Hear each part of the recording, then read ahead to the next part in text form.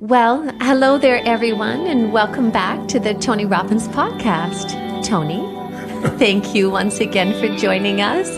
I'm the token male on this podcast. It's nice for me to be able to come to my podcast here.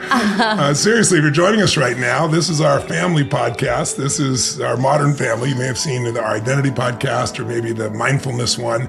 This is one where I'm kind of doing the introduction, and I'll do a few minutes, but then I'm going to turn you over to my two favorite ladies in the world who are going to give you their perspective on the subject at hand. And so what is the subject at hand, Mrs. Robbins? Well, nice to see you, Mary nice B. to see you, Nice Mary to see B. you, Toaster. We thought it might be an interesting lens to share. There's such an awareness in the world today about mental health.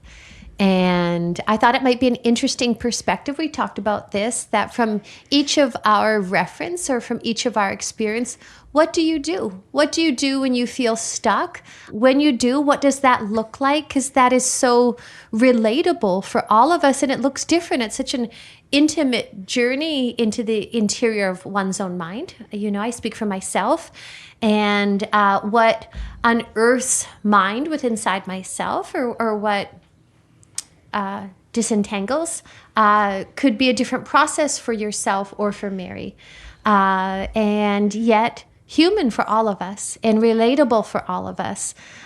So I know at events you certainly do a deep dive on beliefs. That's our little pup Halo, by the way, our Yorkie, who's joining in. I'm just going to put her on the couch. Keep going. And yet what I feel has been so beautiful about these conversations is it feels intimate and at home and possibly just a different lens or perspective or share differently than at an event. That's why you said to me, she went to me, I'm not telling you the subject, just come. I want to hear your spontaneous response because I over-prepare every time I do an event of any sort. So I think I understand where you're going with this. I want to say one thing to you, which is, when people talk about mental health, you and I have had this discussion before, we're emotional creatures and our minds can create great emotions or negative emotions. Our bodies can go through biochemical changes that then show up in the mind and show up in the emotions. It's a complex process. And you are bouncing back and forth. And I loved your term. Why don't you share it? Because I really liked what you came up with. Do you remember? This was actually just a couple weeks ago that Tony and I were, it was a Sunday, and we were sitting outside and talking about really mental well-being from the perspective that it's something that we claim for ourselves. And mental well-being includes clarity of mind, flexibility, and a state of well-being, and which comes with an ease. And it's something that we're each empowered with, and it's an inside-out job.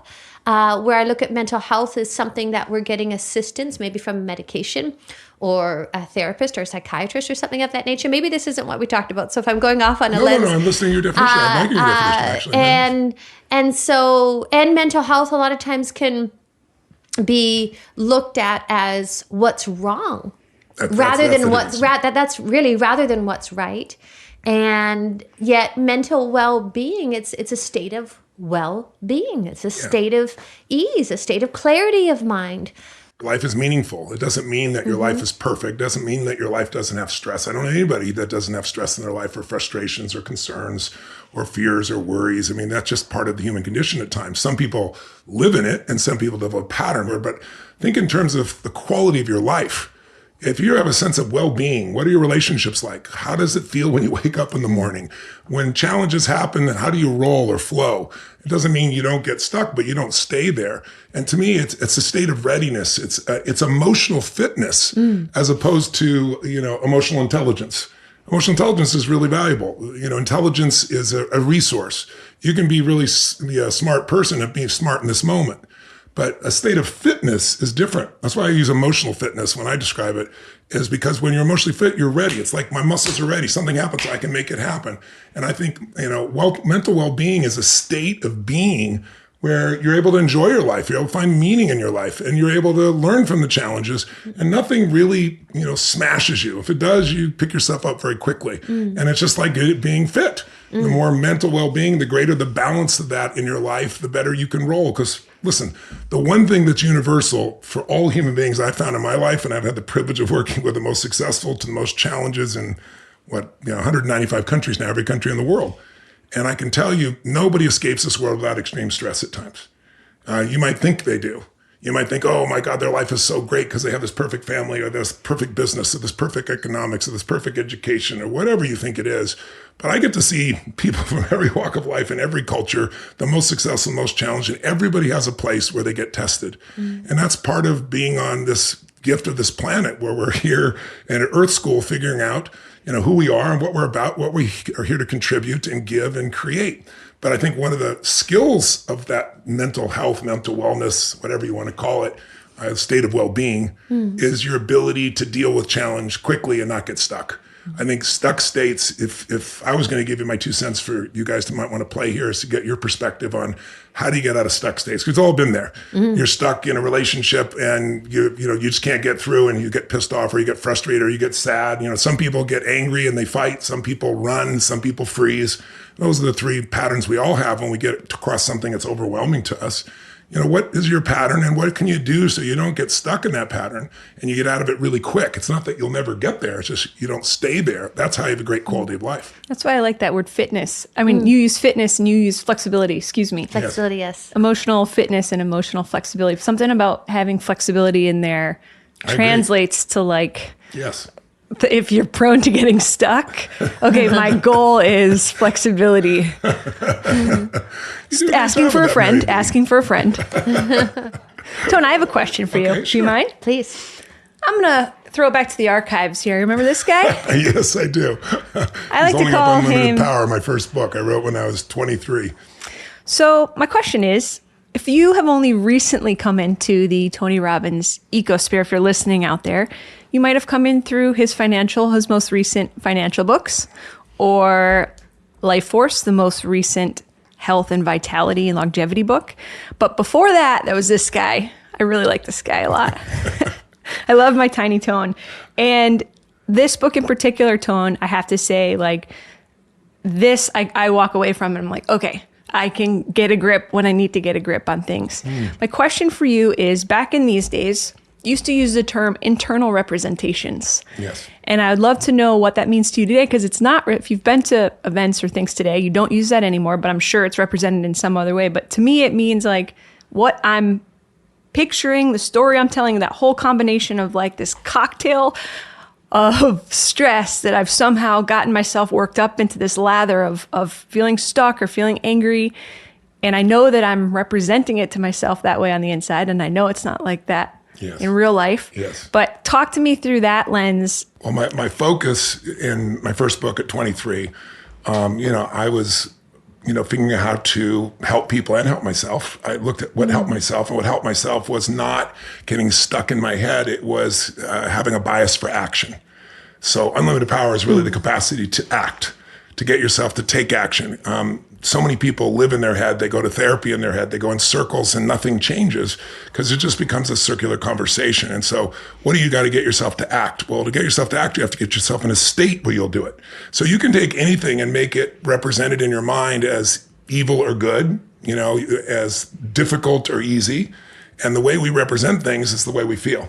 So the example you've heard me use before is going to dinner and you're supposed to meet your spouse, your boyfriend or girlfriend at 7:00 at night, and you get there at 7 and they're not there. What do you feel? I ask people.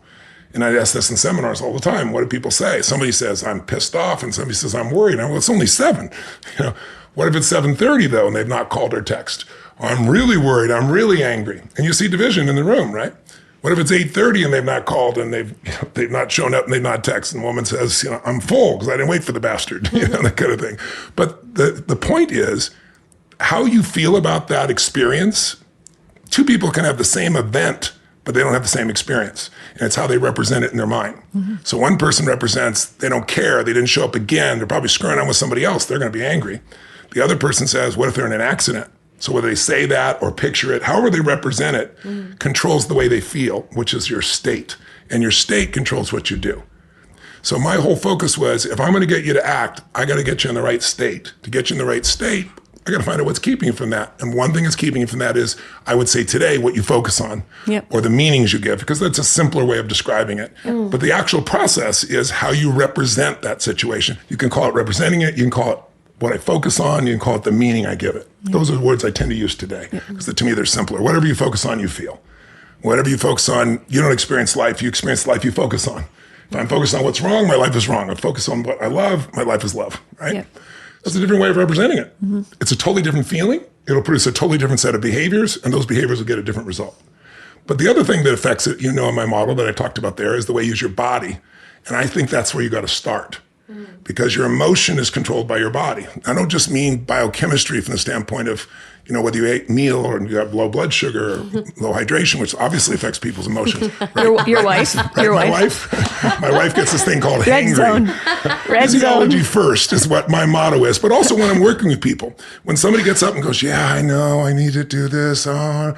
In that state, they're never going to do it. So I will do something to provoke them, to tease them, to move them, to shift them, where you'll see a change in the tempo of their voice and the way they move, in their facial expression. I'll get them to laugh. I'll do something bizarre, crazy, weird. I will break the pattern of the way they're representing things and the way they're using their body. Because it's the combination of what you focus on, represent, meaning, the story you tell yourself, and what's going on in your body that creates the state you're in. And from that state, all your behaviors come. So to me, I want to answer your question. It really comes down to, yes, the way you represent the world is the way you experience the world. So I'm asking, what's life? Oh, it's a test. Well, then what's life like if it's a test? Well, if it's like a test, then it's hard and I got to study and I could fail. Or someone would say, then life's easy because I'm good at tests, right? Depends on the person. Or is life, a battle? Then those people always are looking for someone to fight with. They expect there's going to be a fight. It's always a struggle. And they find a way to make it a struggle, because that's what their body does. And then, is life a party? Is it a dance? Is it sacred? Is it a gift? Like, however you represent life, it'll change completely what you're feeling and what you're doing. So that's what I meant by internal representations. And I use meaning now, and I use focus, because I think they're just easier words. I made things more complex then, I think, to try to prove to myself I understood every aspect of the human mind. Still a great book. Thank you. I'm glad you loved The greatest. Little Tone. Tiny Tone. Well, I appreciated that response. Two things that I noticed at this stage of our life. We've been together close to 23 years. And 24, but who's counting?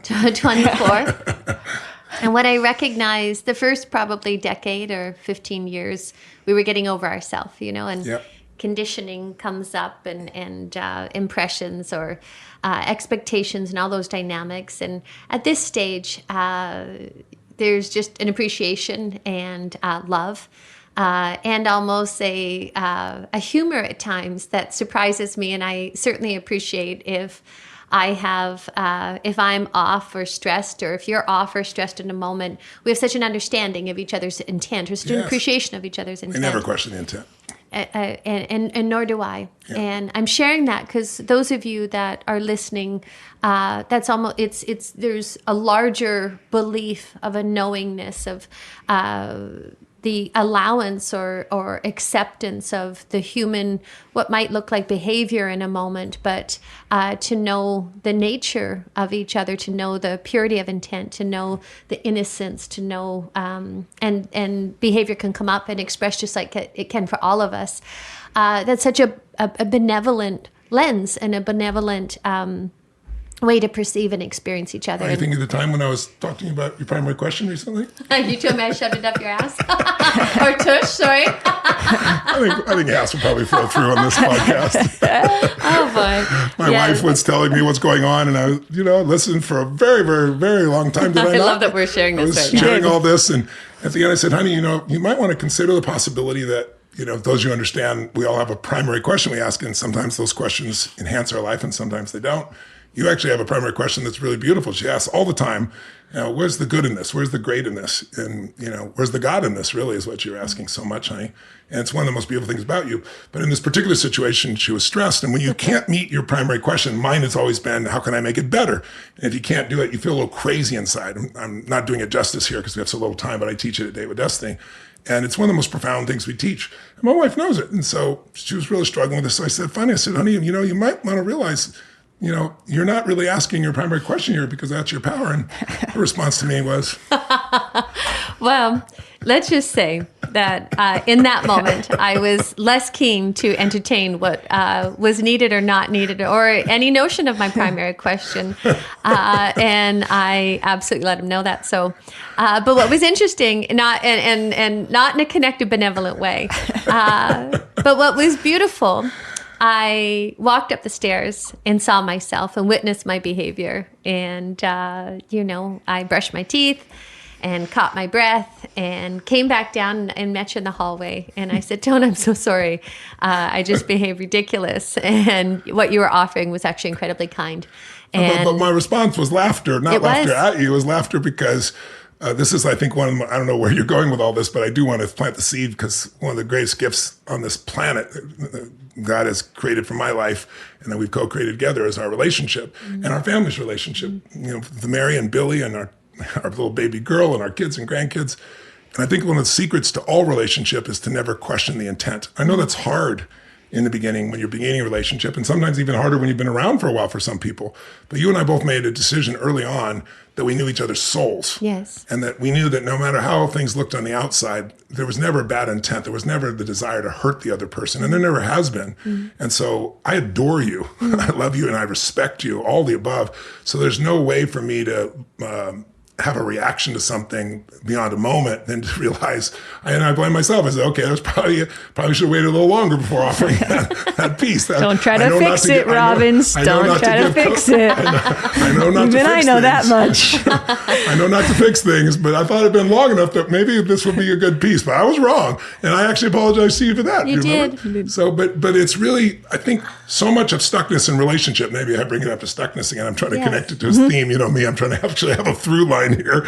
I think comes from the fact that we make up meanings. Yes. And the meanings we usually make up, and this is human nature. I've read all kinds of studies on this, where we usually, if someone else does something we don't like, we make up the motive as negative. If we do something that isn't so great, when we're not beating ourselves up, it's like we have pure motives. But I know every motive that drives your soul is nothing but goodness. And yours too, Mary B. And I'm not just saying that because we're all present. That's why we're family. Because we're all here to serve something more than ourselves. And we all love each other completely. And I love our family completely. And that's such a gift. Because when you have that foundation, all the other things you're going to face in life, you can deal with. And I know not all of you have that yet. And I'm not claiming that you do. But you can claim that kind of relationship with a friend. Yes. Most people do it better with a friend than they do it with a loved one, unfortunately, because they have more expectations of a loved one. Yes. Friends, they have a bad day. We go, all right, we might not like it, but they understand they're having a bad day.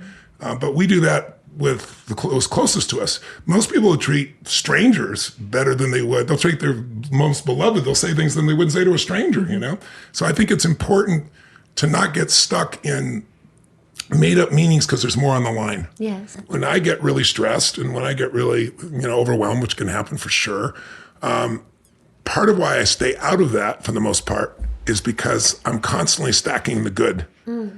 And recently I saw some friends who, they're not close to us, but people we know. And they were two people that were really lovely and they really, truly fell in love with each other. I think about 10 years ago, 12 years ago, they met at an event. And so that's how I knew them, got to know them because they became platinum partners. And their relationship came to quote unquote a head recently and they're ending that relationship. And I knew it was going to end. It was obvious. And it was because of all the negative stackings, like all the little meanings that people stack. Like if a problem shows up and you just honestly deal with it at the table and you don't just deal with it, you take responsibility, go, listen, I'm feeling this. It's not you. It's probably my own triggers from the past. And you don't make excuses for your triggers. And I just want you to know it's not you.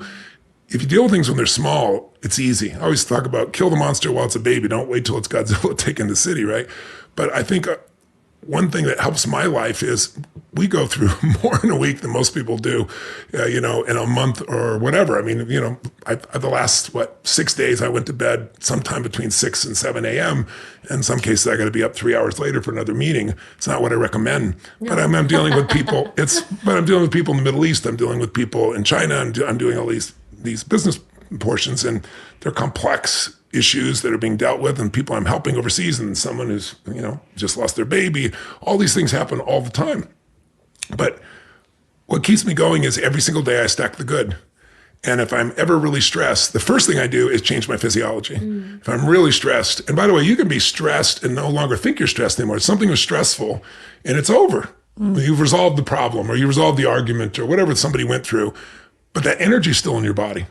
It's there. And so what I'll do is I'll go, what's your thing you tell everybody?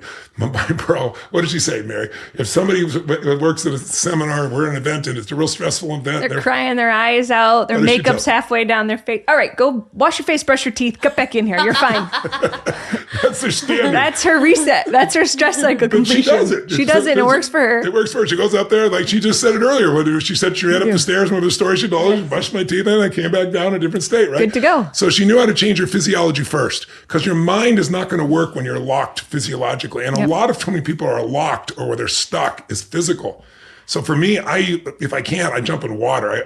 If I'm not at home, a freezing shower, if I get in it here, I love jumping the cold plunge or the hot water and the cold plunge, anything like that. For me, water temperature change is so radical. Yeah. It'll change things. Or I would just go out and frankly, I'm fairly vocal, no one's around, and I would just give out a good scream of intensity. That was again, it sounds stupid as hell, but I do it. And all that energy gets out of my body and Moves then the brain energy. resets. I've done that with people in seminars that were just completely stuck. Didn't matter what you asked them, what they did. They were so angry, so harsh to the person around them. And I'll just get them stop and say, I want you to tell me where that is in your body. Find the location. Where's the worst? I'll make the sound of that as loud as you can. No, even louder. And I make them push and push till there's nothing left. And then all of a sudden, boom, their mind works perfectly. They solve the problem. So physiology first. But I think the second thing I want to mention is I understand the power of stacking. So my other thing to do that's easy, there's no temperature change like that. I just literally take out my journal or I take out my iPad or a computer and I'll write 20 things that are magnificent in my life. And it always starts with our family. There's no exaggeration to that. And I write down what's magnificent, not what's okay. It's magnificent, right? And I make myself feel and associate to that because, like I said earlier, you don't experience life. None of us do. We experience life we focus on. And when you're in it, the pattern just stays the same. You think that you're stuck because you think this will never get solved. You're stuck because you think it shouldn't have happened. It's unjust. You're stuck because people didn't support you. You're stuck. You got some meaning that's in your head and now it's in your body. So you change your body. And then instead of trying to deal with the meaning, most people don't overreact to their kids because of what happened this time. It's because it happened again.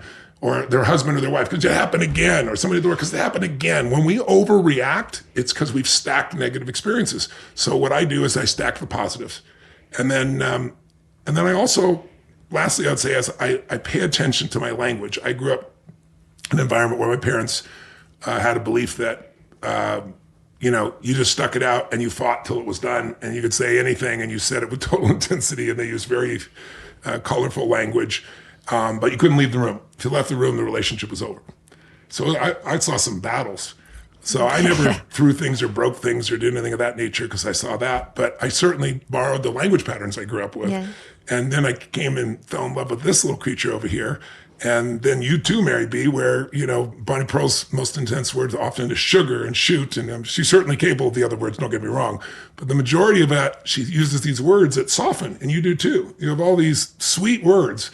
And so one of the things I notice is I'm really exhausted, really stressed. My language patterns change.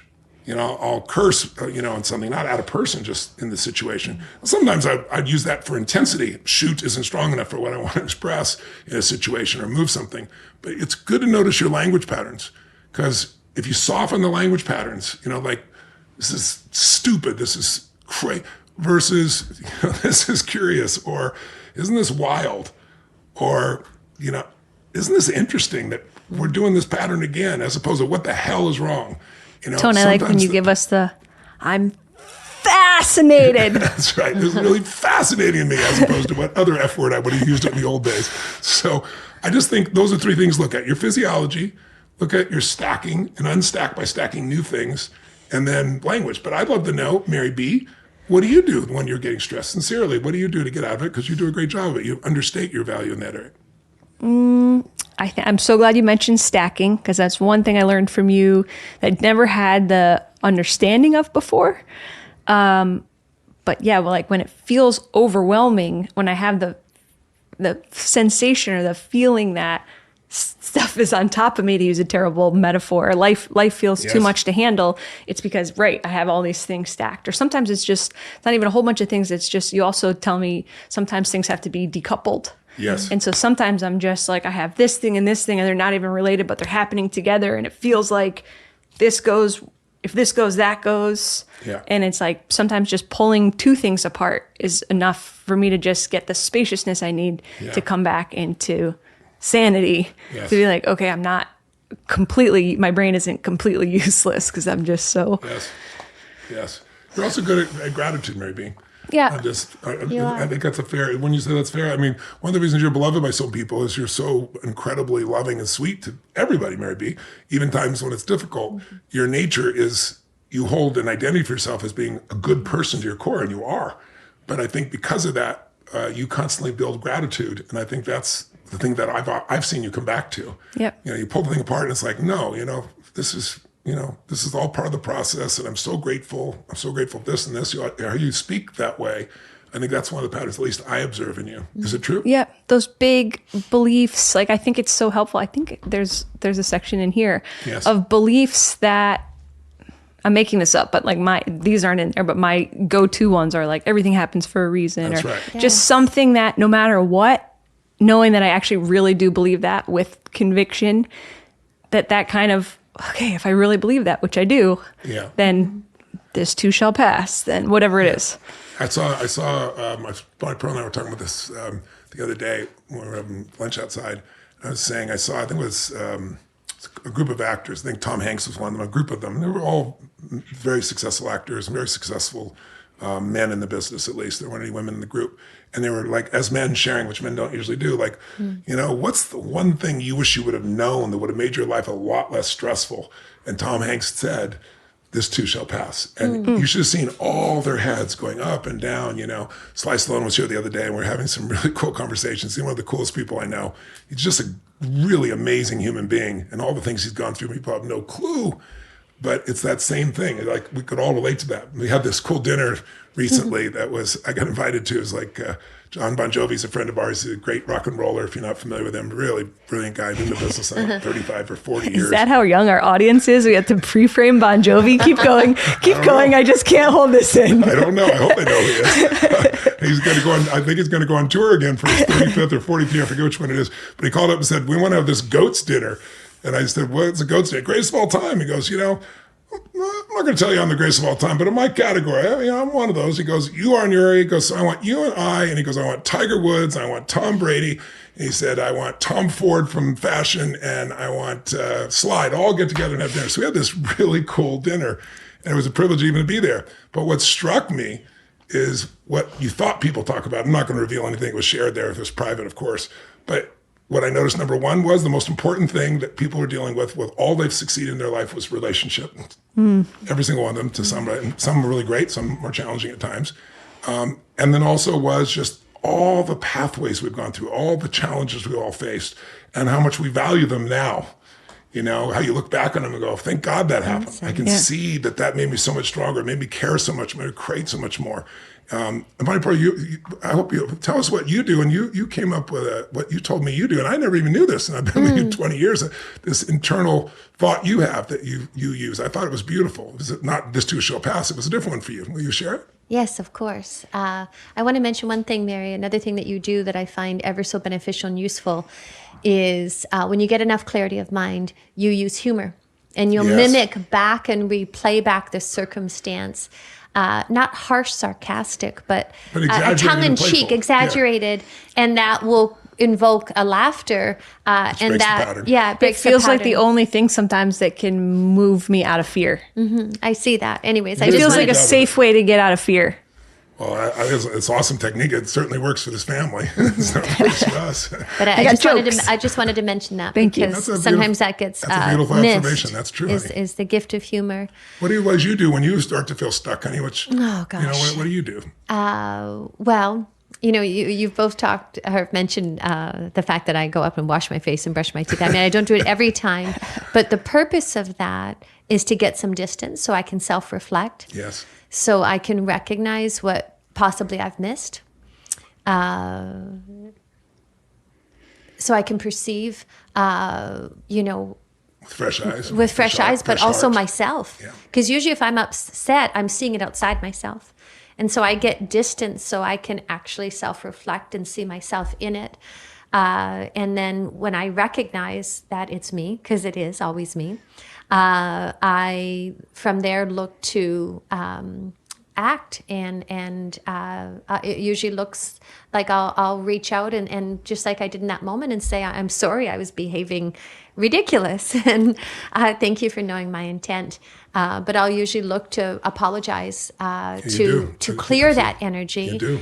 The other thing, then, if I'm really stuck, I will remind myself that all is well. That's it. Yes, I'll remind myself and how do you do that? All is well, and I'll use an affectionate name. Sometimes I'll say sweetheart. Sometimes I'll say all is well, Bonnie Pearl. All is well, and I'll usually look outside if I'm not outside, just to broaden perception, because all is well. Yes. All is well. The waves are crashing. The wind is blowing. Birds are coming and going. Like life is happening. All is well. No matter what I'm believing and thinking, or no matter how acutely tense of stress that I might be experiencing, that's in my own internal view. Because if you look out around you, all is well. Yes. Life is happening. People are laughing. People are walking. People are talking. And that is always so humbling. And so that is definitely an internal lens of a reminder that no matter what is happening, all is well. So definitely all is well. Many times I'll ask myself a question, what have I missed? And if I'm not able to, say if I'm really stuck and I'm blind, a lot of times I'll come to somebody else that I love, and I'll say, look, in this circumstance, what am I missing? Because I actually really have a hunger to see, to understand, and specifically to see myself, because that's the only thing that I can shift and change. As you know, inquiry of the 4 questions of, is this true? Byron Katie's, that I find that ever so useful. Or even sometimes if mind is really going and I'm feeling like, ego is just justifying and rationalizing and really building an architecture inside my mind, I'll be like, okay, what am I actually even believing? And I'll just write down whatever that is, the one statement, and just look at it. And it looks ridiculous to me. Yeah. Because in the moment, the moment that I can actually visually see it, and then it's like, it just starts unraveling actually in that moment, because when it's just happening inside mine, it's happening, ego's building it so quickly that it helps me to fix it on paper.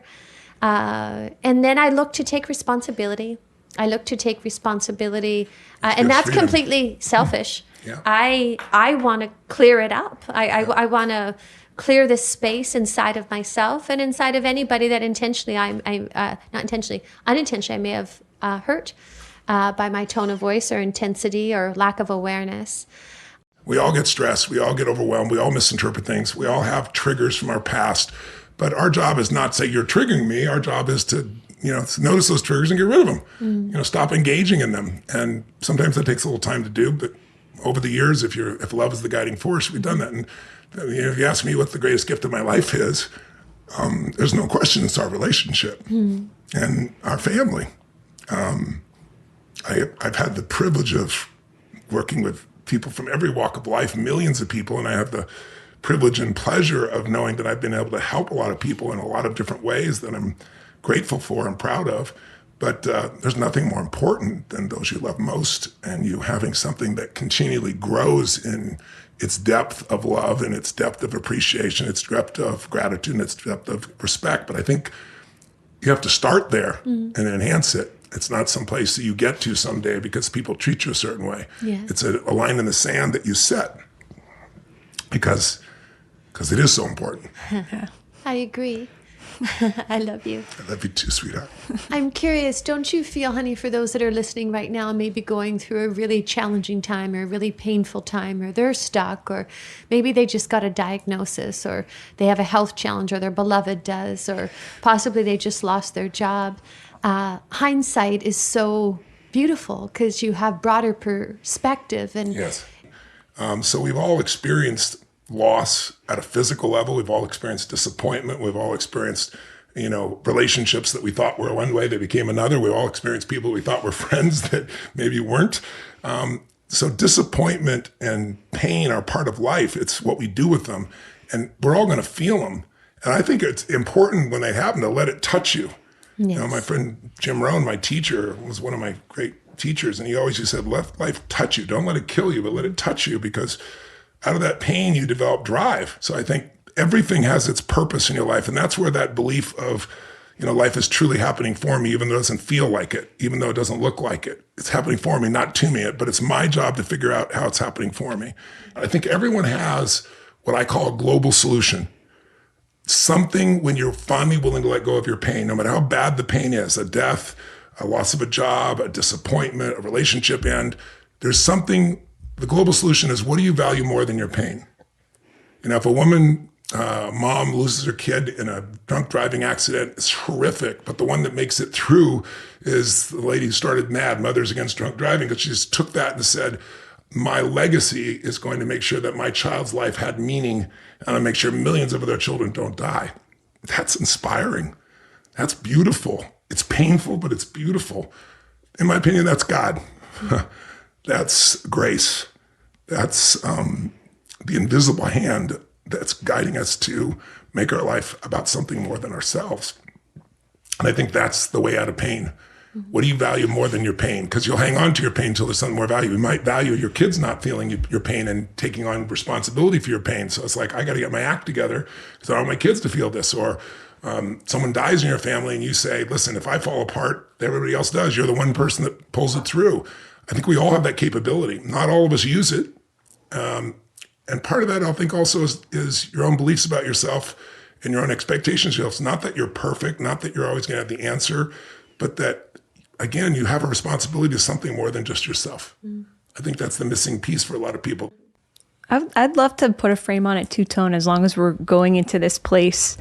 And we have nosed at it, but just to be really direct around it, we've recently, even in our own family, friends of ours, close to home, we've had people that have taken their own lives much too soon. And I'm wondering, especially just in this world after COVID, we're so lucky. We have so many people in our lives on any given day. There's 25 people in this house by the time we have our first coffee in the morning, not you, thank God.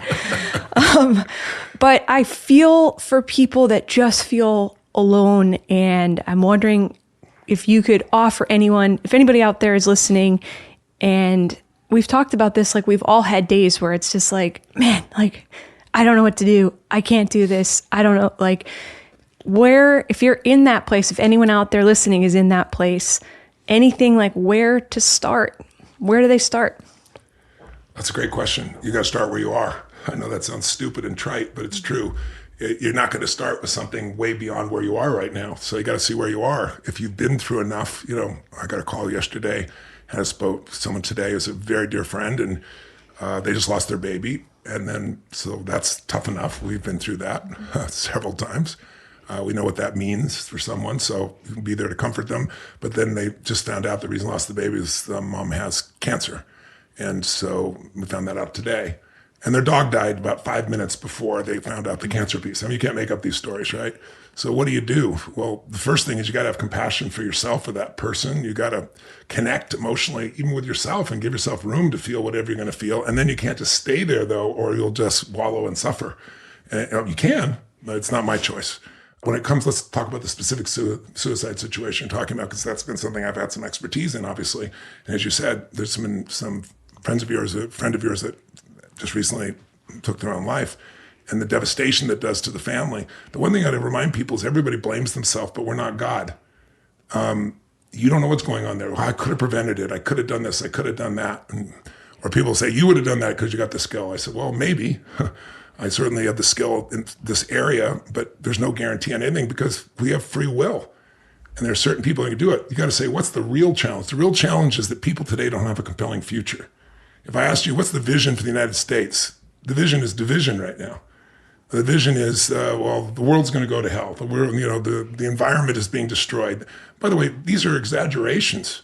They're stories, they're narratives, but people change your story, change your life. When the story is it's over, when the story is there's no great reason to live, when the story is there's nothing compelling to move towards, we can all deal, I've said this a million times, but it's true, we can all deal with a really, really insanely difficult today if we have a compelling tomorrow. But if we don't have a compelling tomorrow, that's why so many kids are saying, I don't want to have children. It's absurd because someone's convinced them that the world's going to be destroyed in 12 years. It's totally bull. We all know it's bull. Anybody who's done their homework knows it's bull.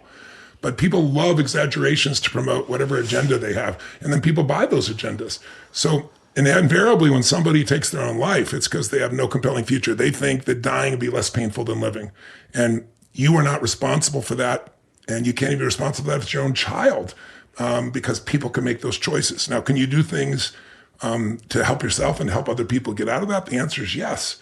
I think maybe the answer is in those situations, you got to bring people together. You got to love everybody. You got to have the compassion. And then you got to think about what do we do to honor this person so that there's something meaningful that comes from it. And then how do we prevent this as family, as society, is that we notice when people don't have that compelling future and we question it, because all a belief is it's an unquestioned thought. You've told yourself something over and over again until now you feel certain about it, and people act upon what they feel certain about.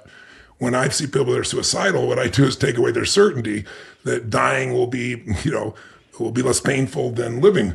When you switch that, they won't do it. We all, as human beings, we move away from massive pain, what we associate pain to, and we move towards whatever we think is pleasure or will be a lot less pain. And so the meanings, those internal representations we make are what control that.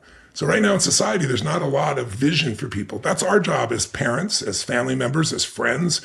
And we're not going to be perfect, and we can't know what's going inside with everybody. So I wish I had a magic wand I could say, here's the answer. There isn't. The answer is for each of us to take responsibility for ourselves and become an example of what's possible with deep love and consideration for those around us, and knowing that everyone's going to do things at a different tempo in a different way, and they have different goals. But helping people finding a meaningful life is possible in the middle of concentration camps. If you know somebody who's really depressed, my favorite book of all time, at least one of them, is Man's Search for Meaning. We're actually going to make the film. We're in the middle of finding the right writer for it as we speak, but we bought the rights to it. If you haven't read the book, you must read it. Viktor Frankl, one of the heroes of my life, because here's a man who's in a concentration camp and witnessed his family being murdered in front of him, and decides that he's going to find a way to figure out why certain people make it and others don't.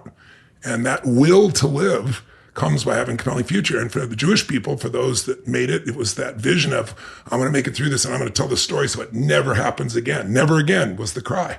But the difference between somebody who just went for the moment of survival, getting the food, getting the cigarette, getting something for their need, he knew those ones were going to die quickly. The ones that were thinking about the future made decisions differently. And I think we all need to create a compelling future, a meaningful future, and appreciate where we are today and give ourselves room to learn and grow in this experience called life, this earth school, so to speak.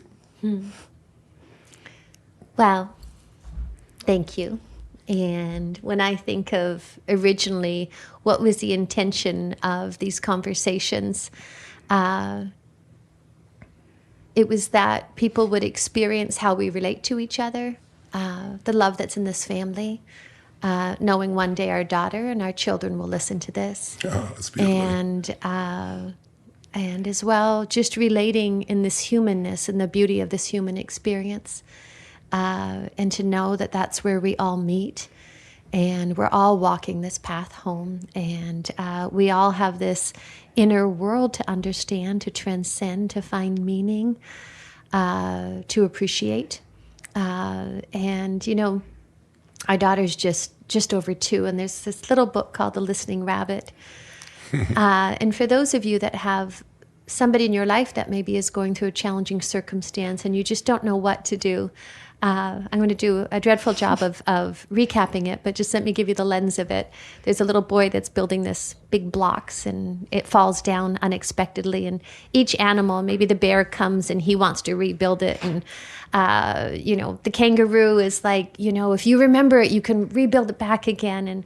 But he didn't want to do all these things. And, you know, if you wanted to shout about it, another animal, maybe the bear wanted, if you want to shout about it, and this little boy, his name's Taylor, he didn't want to do all the above. And this little rabbit came and just nestled down beside this little boy and just sat there and said nothing and did nothing. And then this little boy went through all the experience of, he shouted, he all the things that he didn't want to do, he experienced, and life came to full fruition. And he asked the bunny not to leave. And I don't know why I'm sharing that right now. And the rabbit listened. And the rabbit listened, yes. And the rabbit listened is the, thank you, is the whole point of the story. Whole point of it. And I was so touched by the simplicity and yet the beauty. And a lot of times, when we don't know what to do, our presence, yes, our presence, our love, we cannot underestimate the power of love. And love in action sometimes has a non-doing. It can simply just to be with somebody is such an extraordinary gift. And you've held the space and for so many, Tone. And it's such a powerful gift in all the ways, in action and in non-action that you do in this home. Probably more action than non-action, but sometimes those, it's just the power of you are such a beautiful listener. Mary, you are such a beautiful listener. And the gift of that. And so, for those of you that are listening and thinking, well, gosh, I'm not Tony Robbins and I don't know how to do what he does, or I don't have those lenses, just the power, the profound power of love. And every moment of life offers us a moment, an opportunity to possibly love more, not less. No matter what the circumstance. And that alone is a balm. That alone is transformative. And you do that every day. And so the intention of this was to share an inner lens and a relating, a sense of the atmosphere of this home and this family and how it all comes together. And knowing that it's not just the listeners that'll be listening one day, it will be our daughter and our children. That makes me happy. And it makes me happy. And I think it's beautiful. And so thank you for coming on this ride of the unexpected journey of maybe not having a plan and a structure where Tony creates tension. I want to be comfortable. I want a candle. I want to wear my burgundy socks. Incense going. And I wanted to share this space called home. And so thank you. And thank you, sweetheart. You create this space called home, you and Mary together. The sounds, the smells, you can't come in our house. Everybody comments about the music, this is amazing. It feels ethereal, or the smells of this place, the flowers and the incense and all those things. I'm always touched by people entering our home because they feel the essence of this family, the love that we all share, but also the little things that you all do to create an environment. I think that's an important thing to think about is how do we create the environment that nurtures the best in you and the best in your family? How do you create an environment that nurtures playfulness and joy and love? Thank you. Thank you. Thanks for having me on the Tony Robbins podcast. Anytime, Tony Robbins. But it's been a great visit. I love you both so much. And those listening, I hope there's some seeds in here for you. If you start to feel stuck, that you'll be a little nicer to yourself, a little kinder to yourself, because kindness can also break the pattern. It's not always easy, especially those of us that are tough on ourselves. But as the years go by, you begin to realize you're wasting your time beating yourself up, because all it does is lower your energy, and a lower level of energy leads to more mess ups. Better to probably just appreciate these are part of the dynamics of being human, and then just see what works for you. Is it changing your body really in a strong way? Is it writing down all the good stuff? Is it remembering some core belief like it all happens for a reason and purpose and it serves me, or all is well, life's always happening for me, not to me, some core belief that goes beyond? Or is it some global solution, something that you value more than your pain, something or someone you value more than your pain, something you want more than your pain? And then just realizing that we're all here continuing to learn, and that as long as we continue to learn, as the months and the years go by, you get stronger, you get wiser. It doesn't mean you don't have challenges, but you have better quality ones. That's really the goal. When I've always said, Date with Destiny, the biggest problem people have is they think they're not supposed to have any. And the truth is, problems are a sign of life. So if you have a problem, it's just calling to you. But hopefully you trade your old problems for better quality problems, different quality challenges, and we continue to grow. Because if you grow and you give, when you grow, you have something to give. You grow and give, then life is really meaningful. It is. And love is the most meaningful thing of all. And it's hard to love at a deep level if you've also not gone through pain or suffering or disappointment or frustration, because then it's just fake. It's just like chemistry. When you get beyond chemistry to something that has depth, that's when life really has that magnificent feeling where you feel like it's all a blessing. It's all a blessing. Isn't it? It is indeed.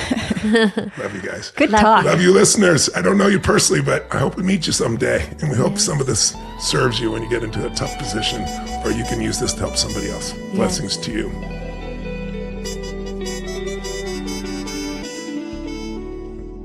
So I had an idea to begin this portion of this podcast episode. I would like, do you want to hear it? I'd love to. Okay, great.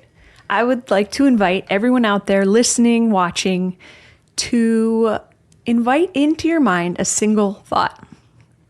Focus on just one thought. Any thought, pick one, just one, and focus on that thought.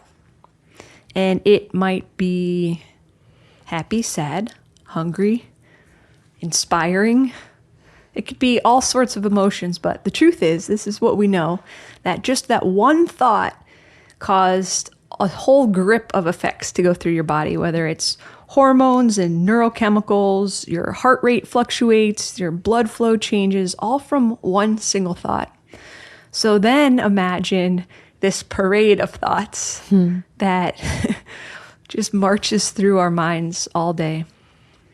One of my favorite spiritual teachers, his name is Richard Rohr. He's also like a recovery coach. He says, like a monkey ceaselessly swinging from branch to branch, our mind ceaselessly jumps from thought to thought. And that's kind of what we're talking about here today. What do you think about all that, Sage Robbins? Well, I certainly have some monkeys in my mind that can swing branch to branch. It's so interesting. We can certainly all get stuck. I'll speak for myself in the labyrinth of mind. And how do we find our way through or out or back home, although we never really left? I think you bring up such a great point, because mental health certainly is a hot topic today.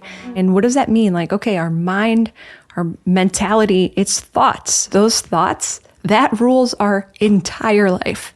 And I don't think I understood that, honestly, till recently, when you first come into the idea that, yeah, like, what is that little voice in my mind that's like constantly in there telling me what to do, what to think, what to worry about.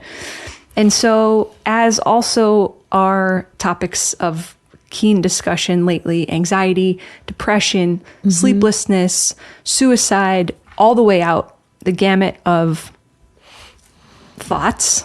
We can call them emotions, but I think it really does start with a thought and then an obsessive recurrence of those thoughts. And we all know what that feels like. So we can talk about it in terms of someone who isn't well, or we can talk about it in terms of you and I and everyone we know, because this is the human experience. And you might not be feeling it right now. You might be in the throes of it right now. But if you're going to get down to like the source, I think we have to then talk about the thoughts and beliefs that are making you feel this way. Yes. And for those of you who are joining, tune in. I mean, tune into yourself. I invite you to call your attention back to this moment and back to the sensations within you. I know that we've walked through this practice on our meditation conversation, but it's really the same practice of noticing. A lot of times, so much in our life can be on autopilot. You know, we're not even aware of what we're believing, thinking about a circumstance. Possibly until we feel that schism or that resistance, or I'll speak for myself, or that stuck bound energy. And what's so fascinating, depending upon whether we attach to the thought or not, because they're coming and going all day, you know, whether we're not in control of that. Yep. We have the gift, you know, we can't control the external circumstances, but we can control where we place our attention. Yep, that's it. What we focus on, we feel, as Tone would say. But as we've started to really pay attention to this, and you say notice, And in the beginning, I'd be like, notice what? Like, what is this mindfulness practice? Like, notice what? And so when you first said notice, I was like, great, that's really going to buck me up when I'm feeling down. And now I see, okay, it's calling attention to this thought that's causing the emotion that's causing your whole life. Possibly what we're unconscious to. Because, if we're calling our attention to notice what I'm believing and thinking, to notice even what the story, sometimes if, say if I'm really bound or stuck in a circumstance, I'll look to write down, it's like, okay, what am I even frustrated about? What am I hooked by? What am I so charged at? And if I was to have a conversation with you, Mary, oh gosh, mind ego could just have a heyday and be so utterly dramatic and add all of its rationalizations and justifications and assumptions. And yet to write it down in a short sentence, like what is it for myself that helps me to fix it? And because otherwise, from my own reference, mind, ego mind is building a whole architecture, building this architecture, justifying what I'm believing and thinking, even if it's completely false. I know from my own reference, when I'm stuck in mind and it feels bound, it feels permanent. And for my own, these are just slight things that I find helpful. I'll say to myself, hey, sweetheart, it's only energy. It's simply a thought. And, that lens or that belief that it's only energy because it's reality. Yeah. And energy can shift. It's not something that's this cement building that, would take such force to move or to plow over. No, it's a thought internally in mind. We are energetic beings. It is energy, and energy moves. And so when I'm bound, I'll remind myself of that because it feels like a permanent challenge. Yep. It feels like, oh my word, if I'm, down a rabbit hole in something that I'm suffering with and feeling so in it, so in mind, either in sadness or frustration or anger or believing whatever thought it might be, that feels permanent in that moment. And those moments feel like the longest moments ever. Isn't it interesting how when we're having a great time and in unbound blue sky, it's like, wee, and time goes like so fast. And but those moments, like right after you have an interaction with someone that didn't feel right, and then you just process it. And the minutes after that are just like, you see it again, you see it again, you see what they said, you see what you said, you see what you didn't say, you see what you would have said if it happens again. I speak for myself. It feels hellacious to suffer. It feels like it's going to last forever. It feels never ending. It feels physically, it's not just a mental experience because the body follows mind. It feels grueling. It feels depressive. It's a depressive state. Does that mean I'm depressed? A fixed identity? Does that mean that it's a permanent condition? It means no, it's a wave. It's a wave in this human experience that we all navigate. And I find that extraordinary, that there's nobody that is excluded, no matter where we come from, no matter what life experience, no matter who you are. The President of the United States suffers as much as I or you would. Might be different threads, but we all know pain. We all know joy in moments. We've all suffered and felt sadness or anger or frustration. Those are common threads because they follow common beliefs or common thoughts that we all have. It's not even personal. Human thoughts. Yes, we believe that we're thinking them. But we're being thought. Tony would call it like a flavor. What flavor is it for you? Is it mad? Is it sad? Are you scared? Are you worried? Are you anxious? Are you pissed off? Are you frustrated? Whatever you're like, oh yeah, I get this, whatever it is. That's what we're talking about here today. Yes. and what that feels like. And you might be like, I don't suffer. Okay. Do you fall right asleep at night without a care in the world? You just drift off blissfully to sleep? Or are you one of the millions of Americans that need to ingest something of some kind to fall asleep? Like, what's going on? We're living in a different world today where, there's less of us or less of our children, but even us as adults that, are in nature. And being outside is a way to decompress. It's a way to have a broader perception that, oh my gosh, there's all this life happening. You feel the sun on your face, or you hear birds tweeting, or whatever that might be for you. But that, it makes us, for myself anyways, feel so small against something so vast and so large. I just feel like just like an ant would be walking along. We're the same. Yep. And so for myself, getting out in nature, and I recognize that a lot of times, we're spending how much time on our phones, on social media, just, these, and then that's training us to what? The younger generation, that I need your love, approval, and acceptance.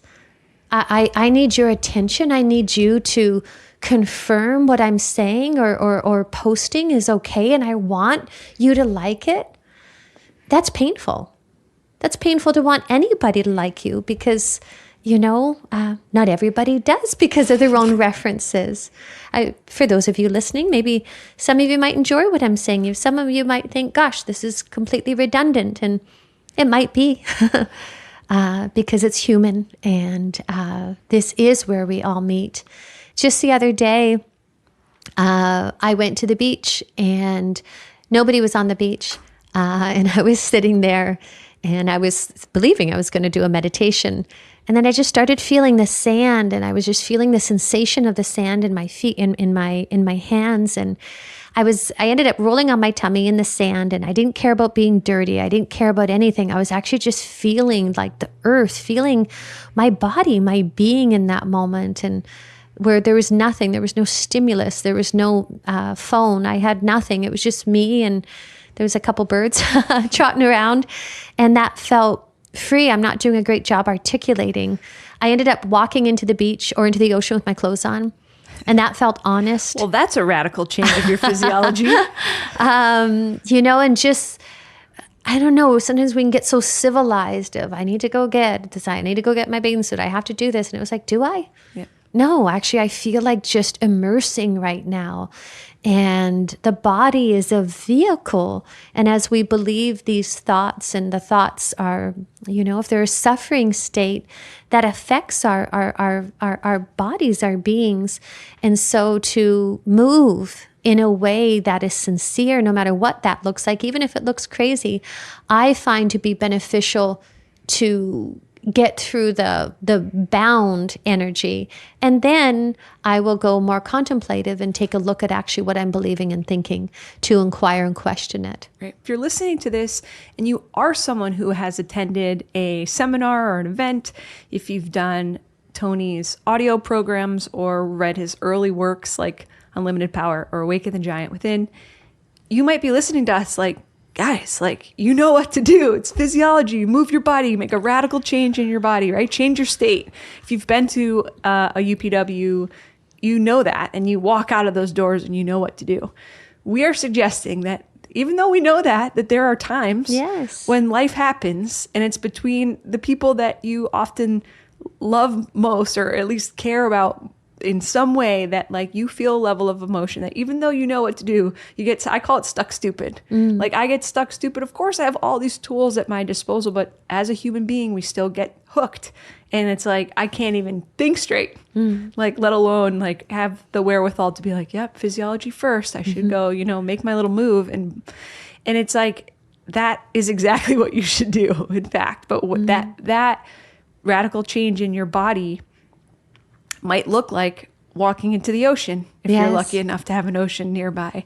It might look like, hey, I got to make a sound. I need to make a movement with my body. Yes. Go somewhere, wherever you need to go, that you can do it. But mind follows body as well. So if your if your stinking thinking has got you down, then your body can snap it out. Cold plunge many times too. I will not go in the cold plunge. I will take a nice hot shower. That does the trick for me. Or a bath. some sort of like physical bodily washing to be like, wow, I want to like get this feeling off me. And it is, in the same way that Tony will teach, we could ask someone what they're after, what motivates them, what drives them, what their outcome is, however you want to language that. And they can tell you anything they want to tell you, but dig under it and it's a feeling that we're all after. So when we're stuck, there's some little red flag waving like, hey, this does not feel good. I would like to feel differently. And sometimes, that's you just brought up an interesting point. I would like to feel differently. And sometimes we don't. We don't feel differently? Well, I'll share my own experience. Sometimes it's just, this is what it is. And allowing that to be in a moment, not that it's not as permanent piece. I'm not saying I'm going to stay there, but just recognizing that, this, whatever it is coming up to the surface, and connecting and having compassion that this must be coming up to the surface to be understood, to be healed. Yep. And not, I've certainly distracted myself. I've certainly numbed myself. I've certainly avoided, all the threads that really take me from in the moment from what's actually most real, what's most honest. And I don't even mean honest from an external perspective, just like what is true. And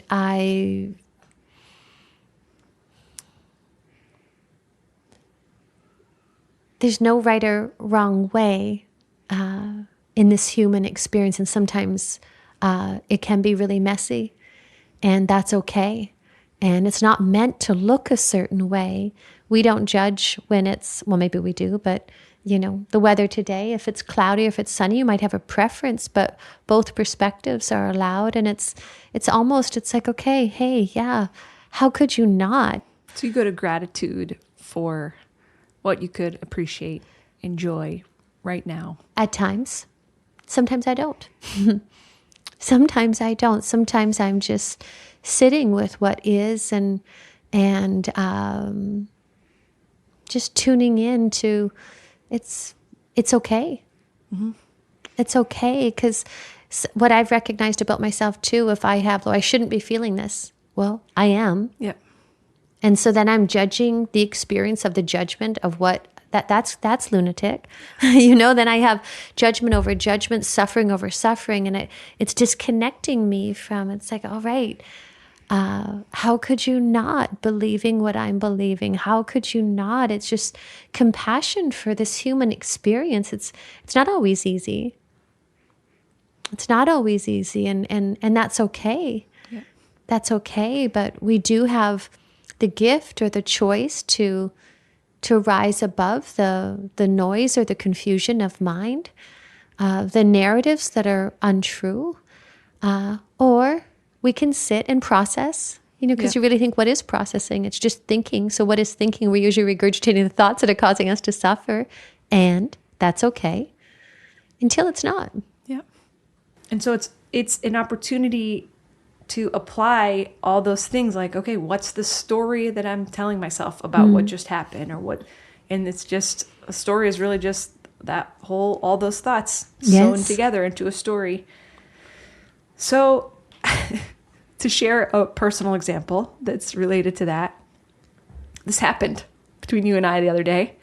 I forget what we were discussing with a little passion. And you said to me, Mary, it doesn't mean what you think it means. Yes. And I almost lost my mind. I was like, yes, it means to me what I say it means to me. And I understand that it means something different to you, but don't tell me that's not what it means, because I'm telling you that's what it means to me. And in that moment, I realized a few things. I realized wow, okay, I need to get there myself of wow, that is the meaning that I'm giving to this right now. And when I see it there, it feels like it's there all of a sudden in bold face, and it's that's the meaning I gave this. My bad. Like in that moment, I'm often ready to take responsibility and say, I need to make a new meaning because I know better. I know that life is more important than that life is too short. I know that this is a person that I love, and why am I wasting a minute of this life upset with, And so things start to unravel, but for me, it usually comes to a point, and then when I do hit that threshold of big emotion that feels like it's out of my range, then it's like, okay, we're hitting a nerve here. Well, thank you for sharing that. And I don't know which moment because they happen. And it's this human experience. I feel as well that for those that are listening, that you're maybe at a place in your life and you feel like, I just can't do this another minute. And a lot of times when we have those thoughts, we believe that we're alone in that. We believe that it's because of something that's happening in our life that's unique to us. And all of us have felt that. If you think of what suicide, it's like, it's a belief. I can't do this. I can't live this life anymore. And we believe that, and then we act on that. And we believe in those innocent moments that we're the only person that's experiencing that, or that's believing that thought, or that's experiencing that pain. And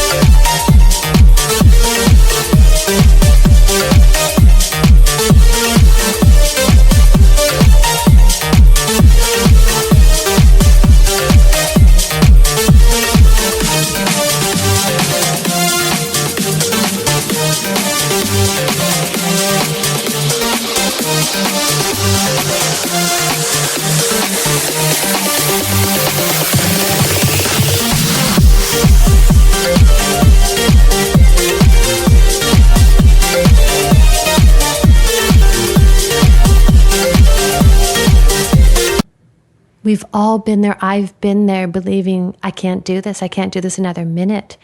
Travel back for a moment to some of the most, or one of the most, not some, one of the most painful, what you believe, circumstances of your life that felt like the pain of that circumstance, whether it be a breakup or maybe a loss of a job or possibly a diagnosis in a family member or something. And in those moments, in that period of time that felt like it was never going to end, when you revisit it from this perspective, what do you notice? Do you notice that, gosh, you know what? I didn't know it at the time, but I really grew, or I evolved out of that, or felt like it was the ending and the death, and oh my gosh, it opened this door to something different. And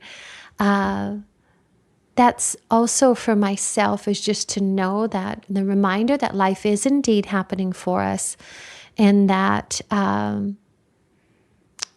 from my own perspective, when I suffer most, it's usually what takes me closer to Source.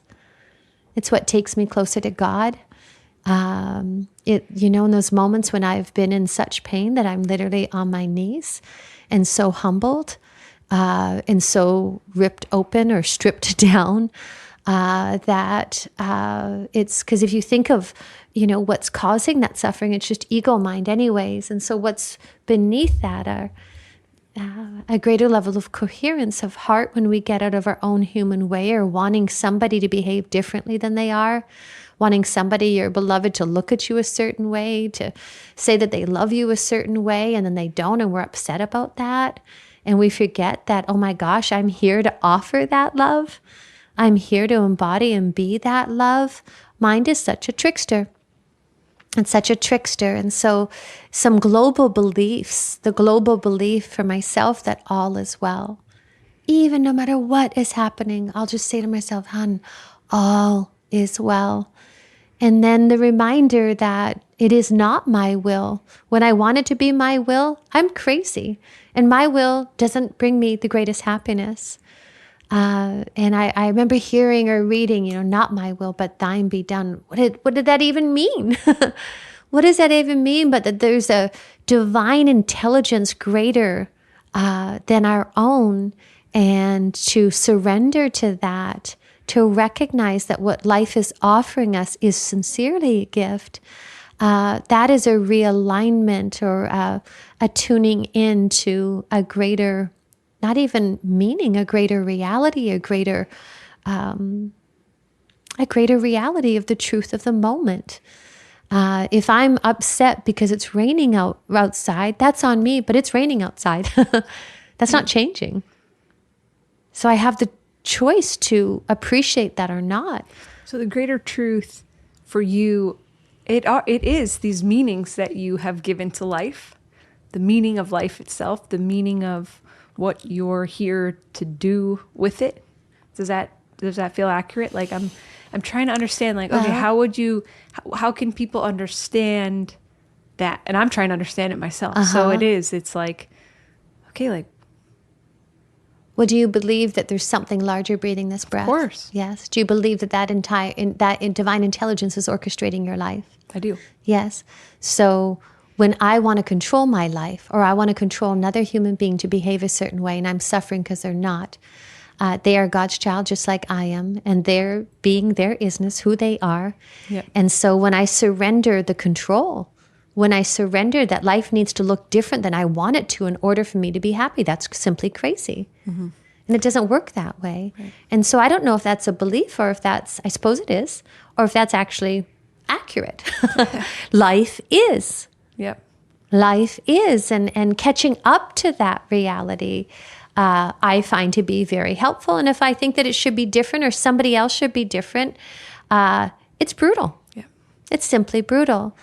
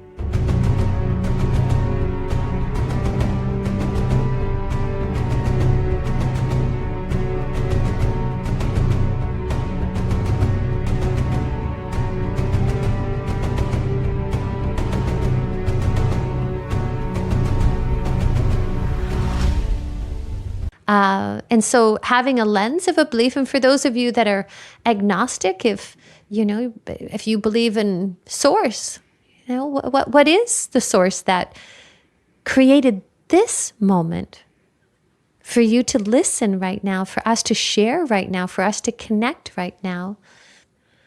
Okay. I am that I am. I am light. I am love. And by the way, I don't mean I, me. I mean the I am that is a consciousness that's looking through my eyes and looking through yours, that has a greater intelligence than the narrative of the thoughts that we might be attaching to in that moment. That's something I do. I'll pray. Mm-hmm. And the other day I was walking up the stairs and I was like, dear Lord, I know that that this is selected for me. This life, this moment is happening for me.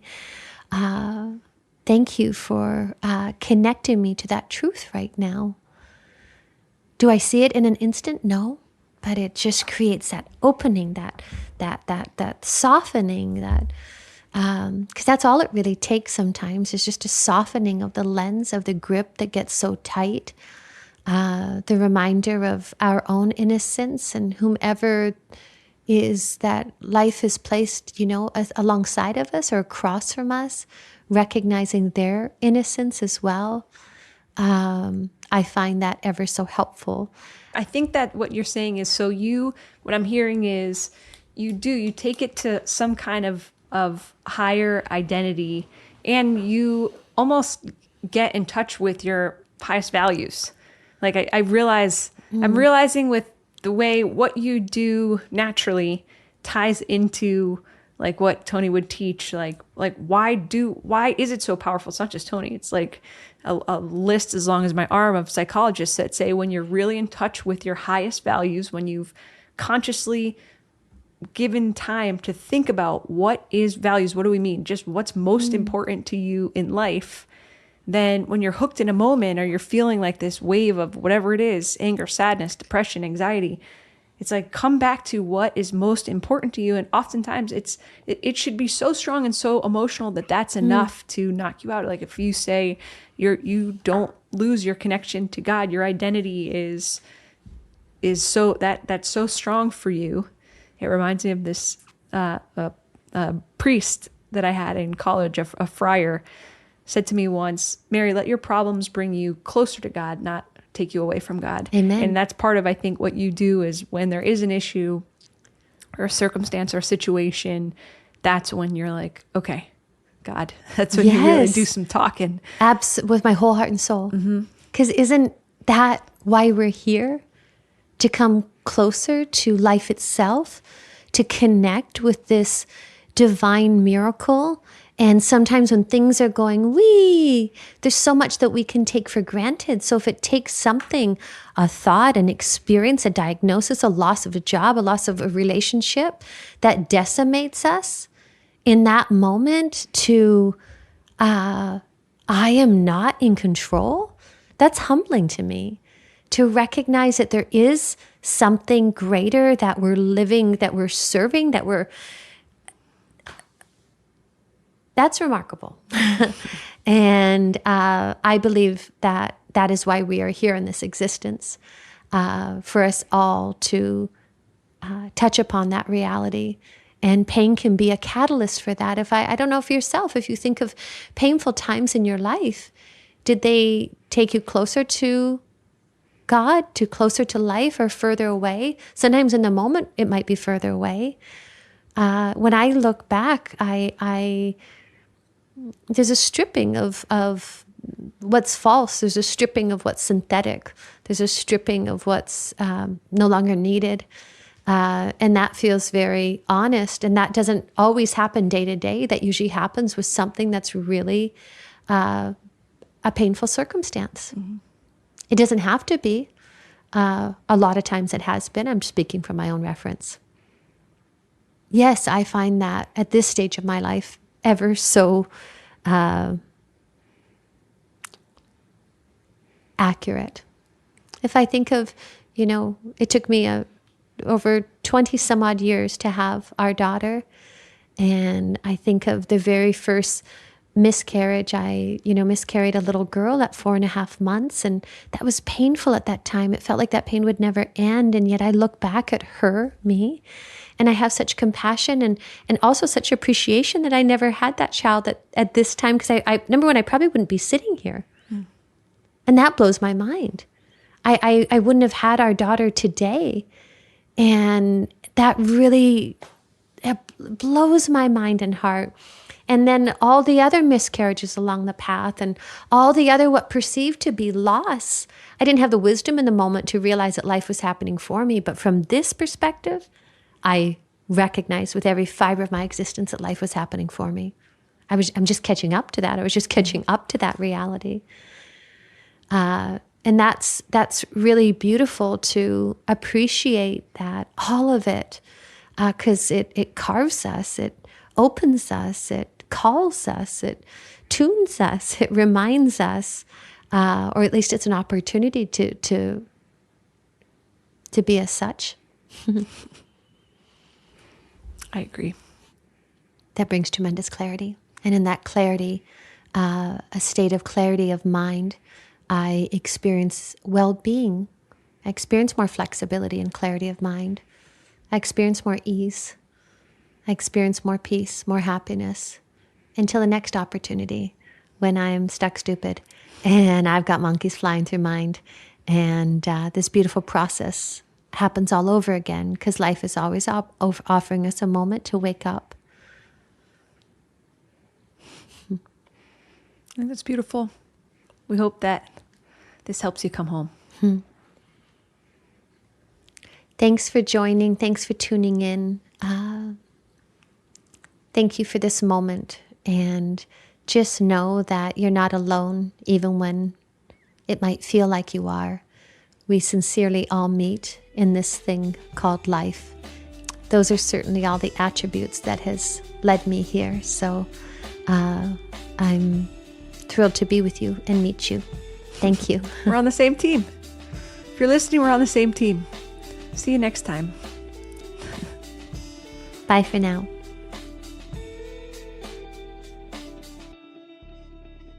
Go on. You do a great job with that, Mary B. So where do you want to go with this, Money Pro? Well, Why don't you ask me a question to start with here? You be the interviewer here, and I'll give you my best answer since you're the one wanting to make this go a certain direction. And I have a question for Tone too when you're ready. okay, great. Where would you like to start?